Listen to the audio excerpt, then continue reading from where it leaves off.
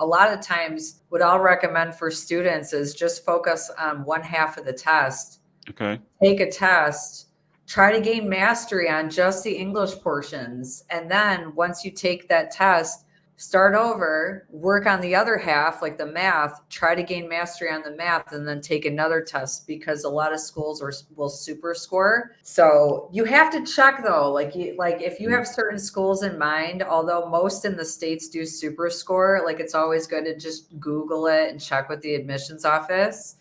But that is hands down, I think, the most effective strategy when it comes to prepping because you don't have to be a jack of all trades. Just be a master at one, Mhm. take care of business on that, then take care of business on the other one. Welcome to the Sojourning Scholar podcast. If you're really serious about not only getting into your dream college, but also winning free money through scholarships, it should come as no surprise that getting a high test score is critical. That's why I'm very excited for the conversation with today's guest, Laura Whitmore. Laura is the founder of Strategic Test Prep, a leading SAT and ACT prep company that has helped countless students from around the world boost their SAT and ACT scores. She's also the creator of one of the fastest growing SAT and ACT prep channels on YouTube at the time of this recording. And in this episode, Laura will be revealing for the first time on the podcast some of her best kept secrets for crushing the digital SAT in 2024 and beyond. So sit back and don't skip a bit on this one. Laura, welcome to the show.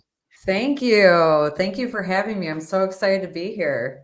That's awesome. So, for some people who are not familiar with your content, familiar with your program, can you give us a little bit background into your how you got into test prep, what your education background was before that, and just more about yourself? So I graduated from Notre Dame in '06, and I had no intention on doing SAT prep. I was actually in finance. I trained on Wall Street and I was in leverage acquisition. But the economy crashed in '08. Obviously, things didn't go too well for me. And I moved down to South Florida, and that's when I started working for this educational consulting company. And I just fell in love with SAT prep. I've been doing it ever since. I moved back to New York because I'm originally from New York. And I was like doing advertising and marketing, but I was always tutoring on the side. And then, like, one day I just woke up and was like, you know what? This is my passion. This is what I love to do. Like, this is what I'm meant to do. And I've just been running with it ever since. Wow, that's so exciting coming from finance. I guess like you already kind of had the background when it comes to like math, so it wasn't much of a transition, I believe. But it was the difference between like sitting in front of an Excel spreadsheet all day and like no disrespect to anybody out there that wants to do that. The money was great. So Yeah. if any of you guys are watching and you're like, what do I do in college? If you don't like interacting with people and you want to just crunch some numbers, get into finance. But I just really like working with like students. I like making an impact. I like building Hmm. relationships with people. I just feel personally more fulfilled doing something Mm. where I'm more like connected with other people. Connected with the people. Was that something you say like this is also a pretty good tip for people who are interested in business and finance going into college? But speaking of impact, when you worked in Wall Street, would you say you like that you didn't have much of a people connection compared to working in a tutoring space? Would you say that was like a big motivation for you? Yeah, that's such a good question. I think I was just in a different place in my life. Like right out of college, I was really young. I was basically not that confident in myself at that time, I think. And I think that kind of environment on Wall Street, it just really fueled my like inferiority complex Oh where wow. I looked around and I was like, everybody is so smart. And I just felt like, like the imposter Yeah. syndrome, like I really don't belong here. Hmm. So maybe today, if I was this age now, like I Yeah. feel very grounded and like very like, confident in who I am, I would be able to handle that kind of environment. But it just Hmm. like wasn't really that like conducive, I don't think, for me personally back then. I see. I see. Mhm. Yeah, that's definitely something I think I have in common. It's that you like the work you do. You make a lot of money in finance. It's a tough job. Very demanding, but you make a lot of money.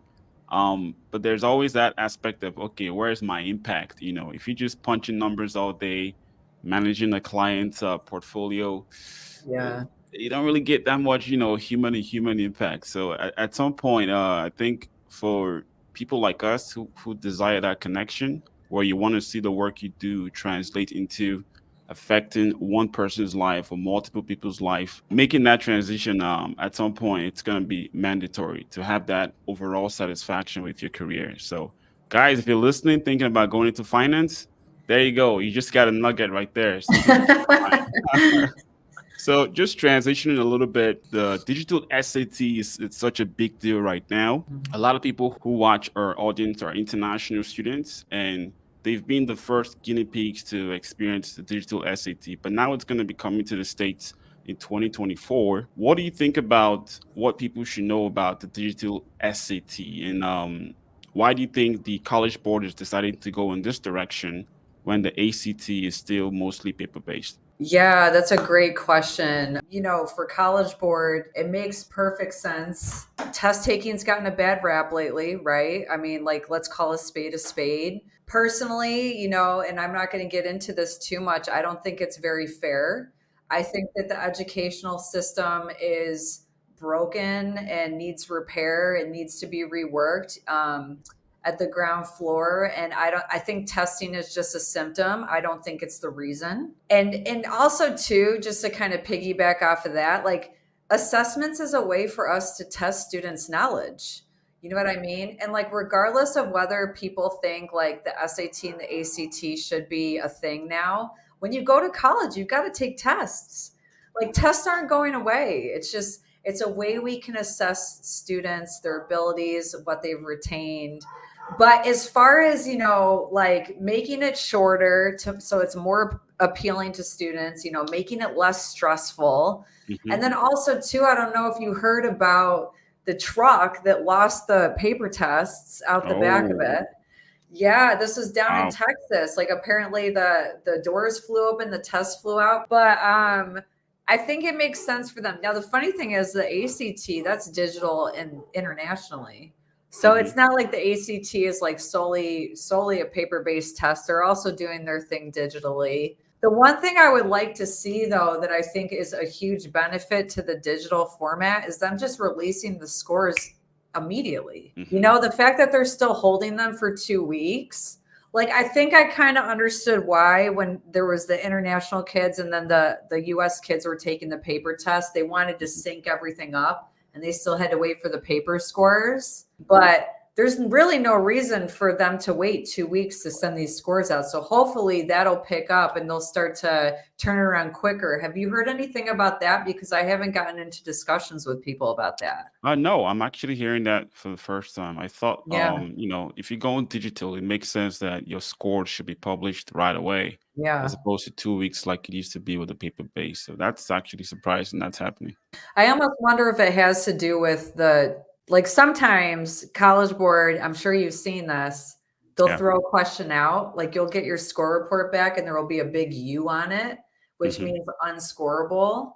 Mhm. So I wonder if they're still testing like P values and stuff like that, like, even after the kids take the digital SAT to say, is this a viable question? How did this work out? Like, Mm. where are the students at? What percentage got this right? Maybe that's why they would still hold it. I don't know. I'm just I see. speculating. I Yeah. see. I see. Interesting. Yeah. So we already got into the changes to the digital SAT. For those who are not, aware of what's going on, can you go Yeah. into details on what aspect of the SAT has changed in terms of the format, in terms of section by section, how things are different compared to the paper SAT? Yeah. So the biggest overhaul came in the reading section. So the old paper test used to have 5 long reading passages of like 750 words or more. Now, what they've done is, instead of having one 750-word passage with 10 questions to it, they give you one smaller 150 to 200-word paragraph and one question for it. So that's been like the biggest change. Now, the funny thing is, students say, oh, then this is going to be a way easier test. Like, I should definitely do the digital SAT. And my response to that is yes and no. You know, if you have a shorter attention span, is this going to be better for you? Absolutely. But these passages, even though they're this big, they're deceivingly dense with information. it's like a different kind of reading that you have to do to get the question right.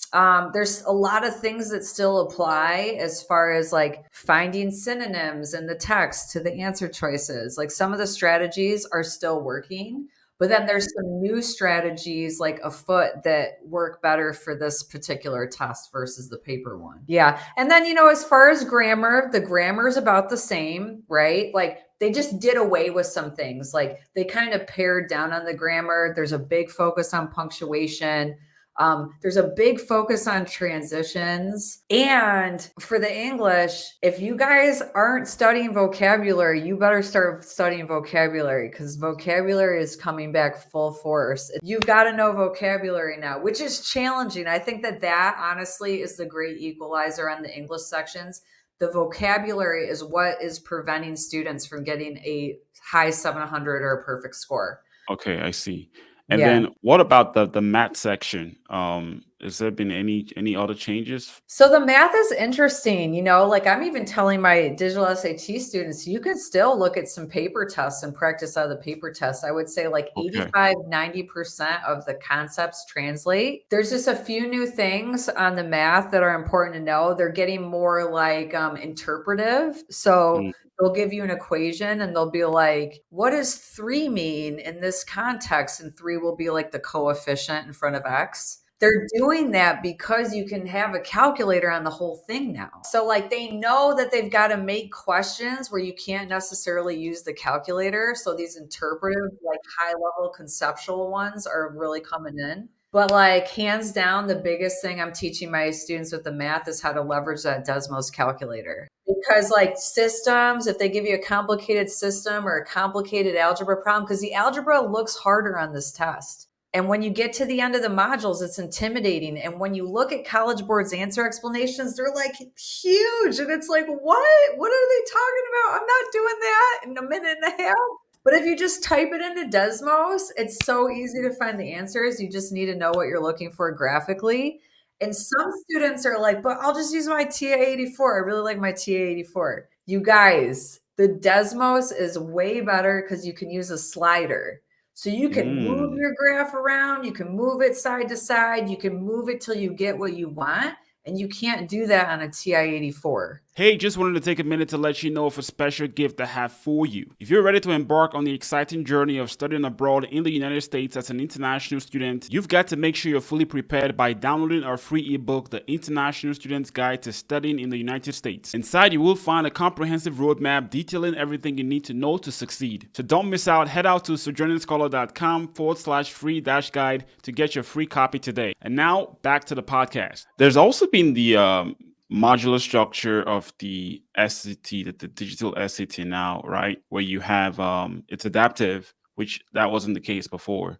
And it's an interesting design because typically, at least the tests I've seen, are adapted by question. You do well on a question, you get a little bit harder of a question. Then you do well on that, you get a little bit harder of a question. But this is by section. So what they do is module 1, they give you a baseline module. It's a mixture of easies, mediums, and hards. To be honest with you, I think it's a fairly easy overall section. And they're just assessing your skills to see where you're at. Now, if you end up missing more than like roughly 10 questions on module 1, you're done. Like you're going to get an easier module 2. And I've run actually like tests on the algorithm. And if you get the easier module 2, you're not going to get in the 600s even. You'll be lucky if you get a high 500. Yeah. I like specifically got like 11 questions wrong on module 1 and then got the easier second module and I answered them all right and I got a 580. So module 1 is imperative. You have to do well on module 1.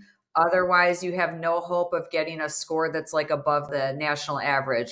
Here's one other thing though that's like kind of crazy. On the flip side, when you get the hard second module, these questions, the hard ones, are worth 30 points. So if you get one wrong, like you can get more points because you're getting more of these higher point value questions right. But if you get one wrong, sometimes you can drop by 30 points. So I ran another trial where I got everything right on module 1 and everything right on module 2, except for one question. And I got a 770. So they're like with the digital SAT, there's less questions than the paper test. So So the Yeah. margin for error is slim. Like you could get, it was more forgiving on the paper. You could get a little bit more wrong and still get like a high 700. This Right, one right. drops you down quickly. Oh, so Yeah, the days of like it's when you looked at your raw score, let's say like you answered 40 questions and you got 39 out of 40 questions correct in the right, paper-based version of the SAT, you could still get a perfect SAT score for that right. section, right?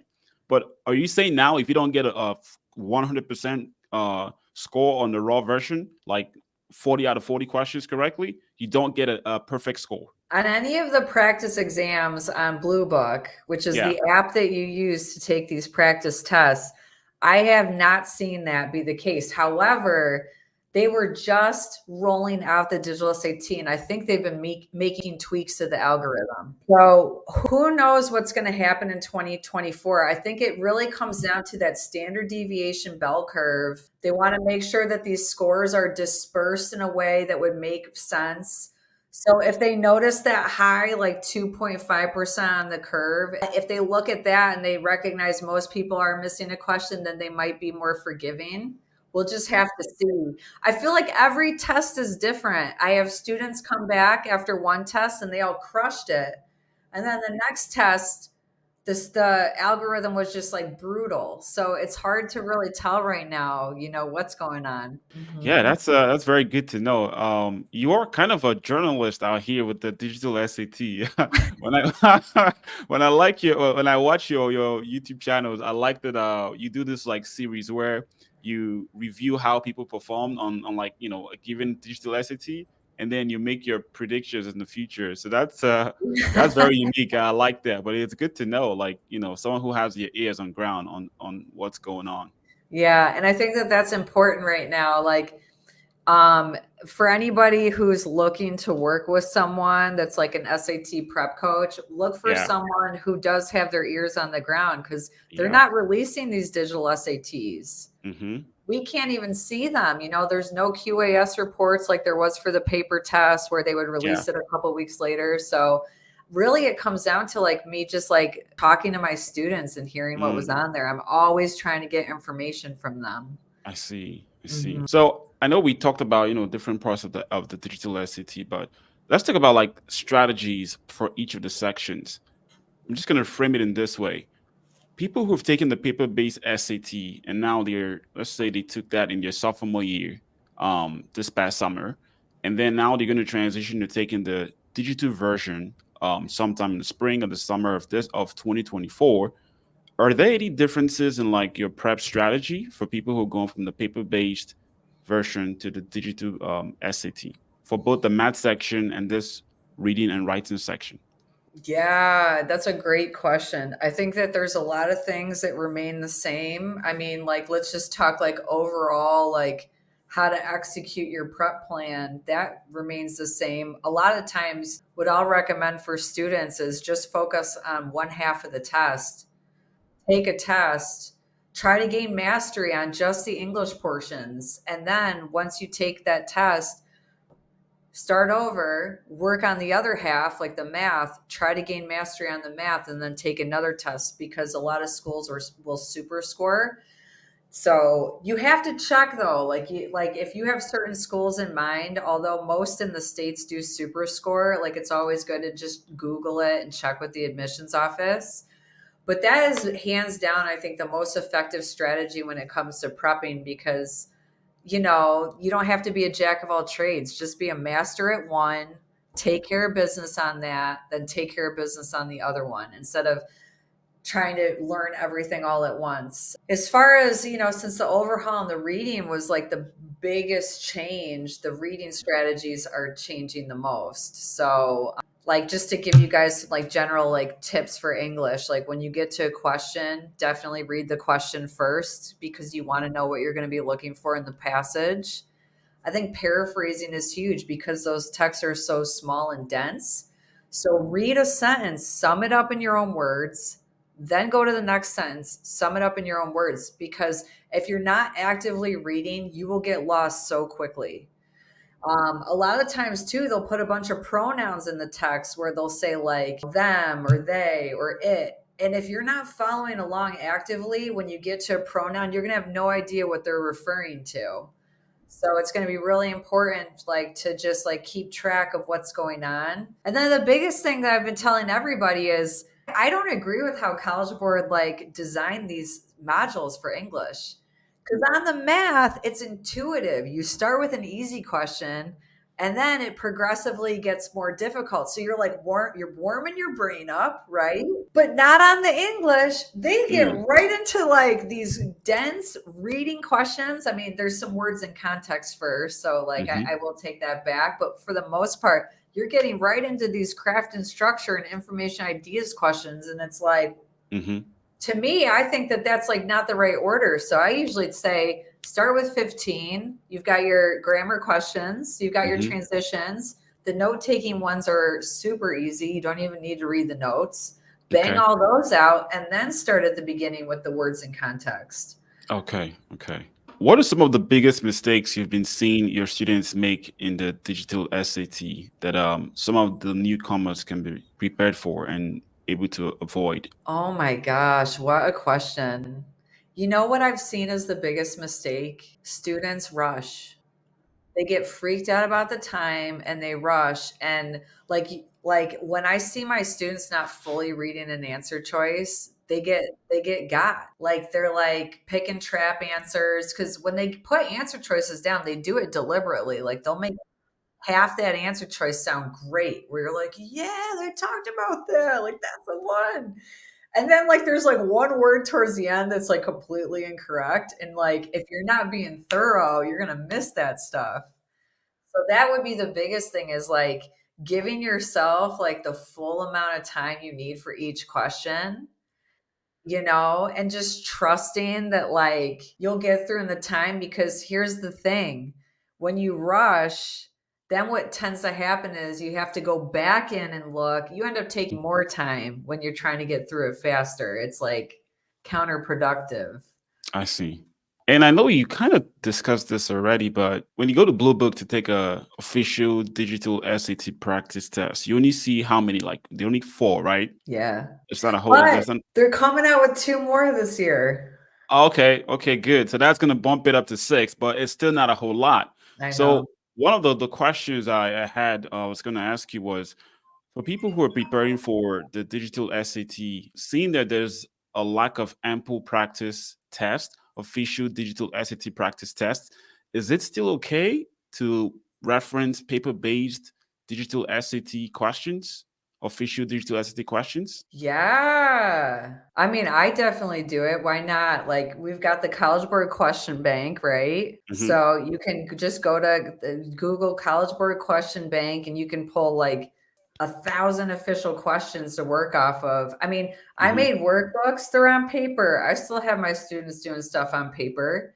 Okay. Like when they get to a point where they're ready to take full tests, then we'll get into the software and they'll get used to like, all the functionality and stuff. But like, yeah, I mean, you got to do what you got to do right now, right? I think that the most important part is the process of thinking through it. Yeah. So, regardless of if it's in the medium of it's on paper or it's on a screen, I like the most important thing is learning how to answer the question and think through it. Now, transition a little bit to you always get this. A lot of parents who watch this channel might also have this issue as well. Is I'm trying to get my student ready for the for either the SAT or the ACT. And right now with this transition to the digital SAT, people are going to be juggling. Should I prepare for the digital SAT or should I prepare for the ACT? So any student that comes to us at like strategic test prep, I'm having them take both tests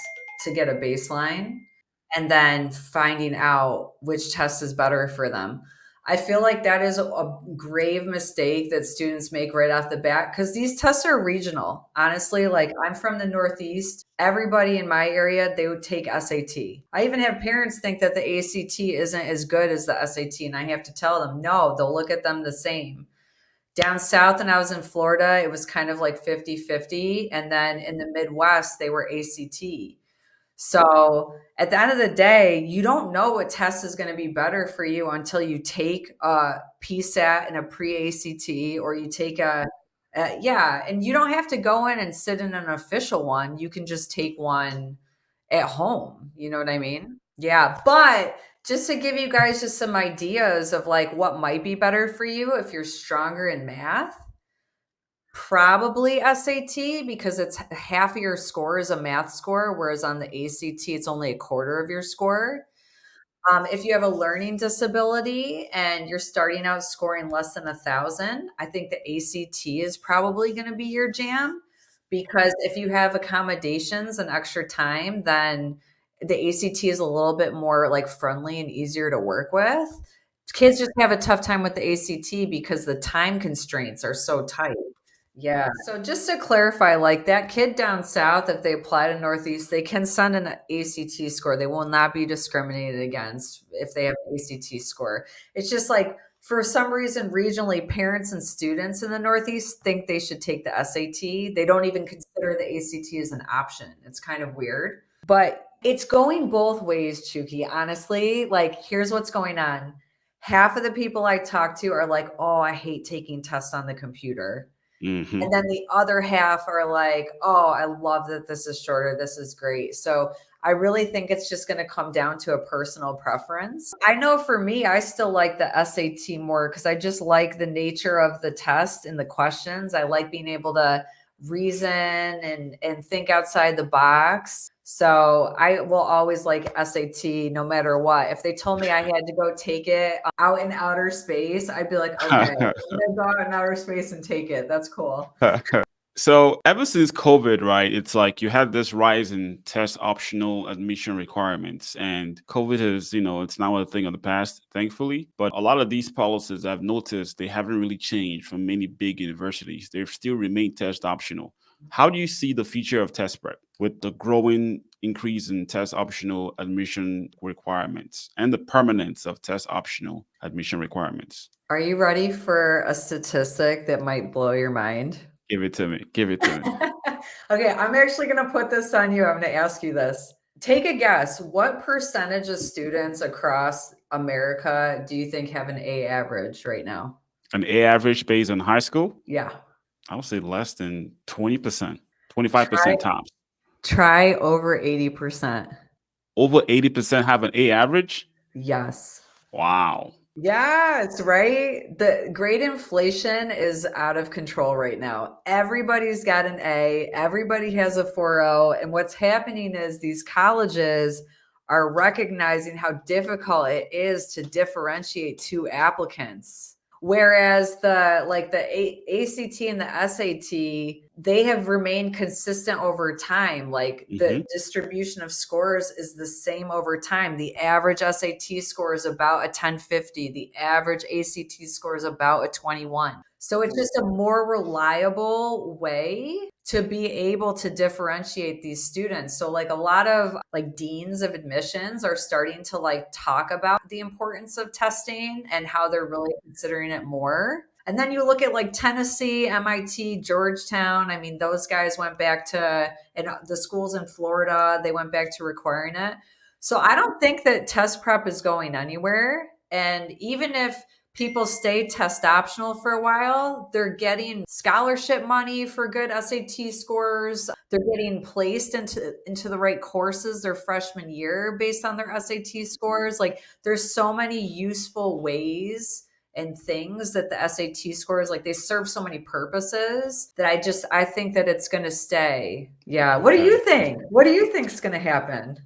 I really did not know, to be honest, because I did think when COVID started and they had the test optional, I thought it was just going to be something that was temporary.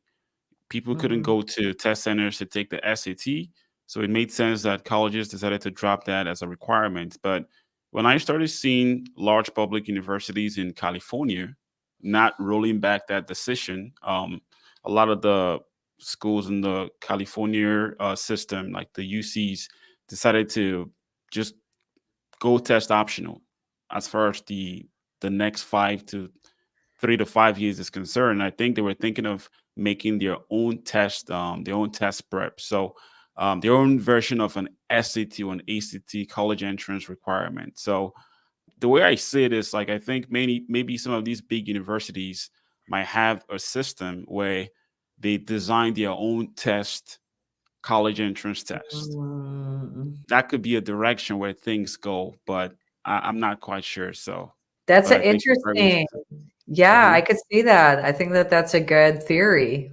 I see. Yeah. You know, what's funny too is like it's almost like this one grand experiment, right? Because like we don't know how that's going to play out in California with now them Hmm. being like test blind, right? Test blind, right?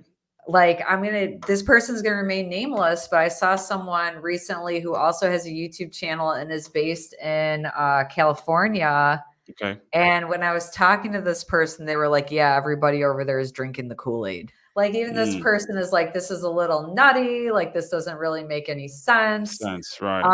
But what's disturbing is I just saw an article come out and like the New York Times or the Wall Street Journal the other day that said that dropout rates are sky high, college dropout rates. And my fear is that if students are continuing to get admitted without SAT and ACT scores and everybody has a 4.0 average, colleges don't really know who's college ready. Do you know what I mean? Like they really don't know what their skills are. So I'm just like interested to see if there's any correlation between this test optional, test blind, and then dropout rates later on. It's just a matter of time, right? Yeah. Okay, so in the interest of time, let's segue and just get into some of the questions from our audience. Once Yeah. again, if you want to get a shot at having your questions answered in any of our podcasts, make sure you're subscribed to our email list. You can find a link in the description section, the show notes of this podcast, where you can join our email list or slash newsletter. And you get a chance anytime I go live with a guest to get any questions you have answered. So, let me take a look at this one. I got a bunch of questions relating to, I would categorize them into like test anxiety. I think some people ask, I'm looking for advice on how to deal with anxiety or stress during the digital SAT, especially since it's a computer based exam. What do you think about that, Laura? Oh, that's such a good question. Like, I hear that so much. I think, first of all, if you're not feeling some anxiety going into the SAT, check yourself for a pulse because you are not a human being. So it's totally normal to feel that way. Everybody does. I would just say, like preparedness is going to be the biggest tool that you have to lessening anxiety. So if you have a plan, if you have strategies, if you have a few practices before the test where you hit your goal, that tells you you can do it when you go into the test. And typically, whatever students score on their practices leading up to the test is roughly what they'll score in the real thing. So, yeah, so if you did well and you prepared fully, be confident. You got this. Just do it in the test. I see. There was another one that goes, I think you kind of touched on this, but maybe you can expand a little bit more. This one was about how does the adaptive nature of the digital SAT affect how students should approach each section? Yeah, just keep in mind, like, module 1 is do or die. No, I'm just kidding. I don't wanna put pressure on you guys, I'm just kidding. Do the best you can on module 1. It's important that you start off on the right foot. Just, take it one question at a time, guys. Like, it's no different than a paper test, and if you don't know the answer, skip it, move on, come back later. You can just flag it. You don't have to win every battle, you just have to win the war. So surrender to win and move on if, like, you're hitting a wall. It's no big deal. Just to expand on that a little bit. So when you miss a question in the module one, let's say you skip a question versus you get a question incorrect, are you penalized for getting the question incorrect, or you're not penalized for getting the question if you guess and you get it incorrect, or you just skip the question totally? Yeah, it's the same either way. So you're gonna wanna Okay. put an answer down because if you, like, leave an answer blank, they count it as wrong. You don't get Okay. penalized for wrong answers above what the question is worth, but back in my day, they actually took off an extra quarter of a point when you got a question wrong. They were trying to discourage guessing, so Hmm. the strategy back then was to leave it blank, but you don't wanna do that anymore. I see. There's one about practice tests. It's a question of, I guess, volume. Like, how many practice tests do you think I should be taking to feel ready for the digital SAT, and how often should I take them? This is a good question because what I'm recommending, since we have so few practice tests that are official to go off of, I think that the most important thing you should do first is build your skills. So what I would suggest is using the question bank from College Board or some other resources. Like I know we've come out with a couple workbooks that like goes through strategies and stuff. Practice those questions in a drills format, get the strategies down and just build your skills, then layer on full tests later. So like really you should be prepping long before you touch a full test. And then you can do the 4 full practice blue book tests. And then there's some other like third party out there, like resources that are pretty good. You know, they're not Mhm. official. So I always like to start with official, but if you need to get your hands on more full tests, you can. I see. This has been awesome. Really, really love your insight here on the podcast. Laura, can you tell us where people can get more from you and what you have to offer at Strategic Test Prep? Yeah. So yes, I would say if you guys want to check us out, our website is strategictestprep.com. Right now, we're actually giving away our English workbook. So if you subscribe to our email list, you can get a free copy of the workbook and you can start prepping right away. We have classes, tutors. So you'll learn more about us once you go to our website, I guess. Okay, and I'll make sure to drop a link to her website and more information in the description section. So check that out for sure. And on the Strategic Test Prep YouTube channel, any exciting content coming that you'd like to talk about? I wish I could tell you, but then I would have to kill you. So you just have to subscribe to find out more from Laura. Like I said, I really love her videos where she does those predictions and where she also reviews how her students have performed. I don't think there's anyone in the SAT, ACT prep space that's doing that. So, guys, if you're watching, make sure you're plugged into her YouTube channel to get some really high value free content as well. Laura, this has been special, really special episode here talking with you and having you share your insights with our audience. Thank you once again for coming to the podcast. We hope to connect with you in the future. Thank you so much for having me. It has been an absolute pleasure. I appreciate it.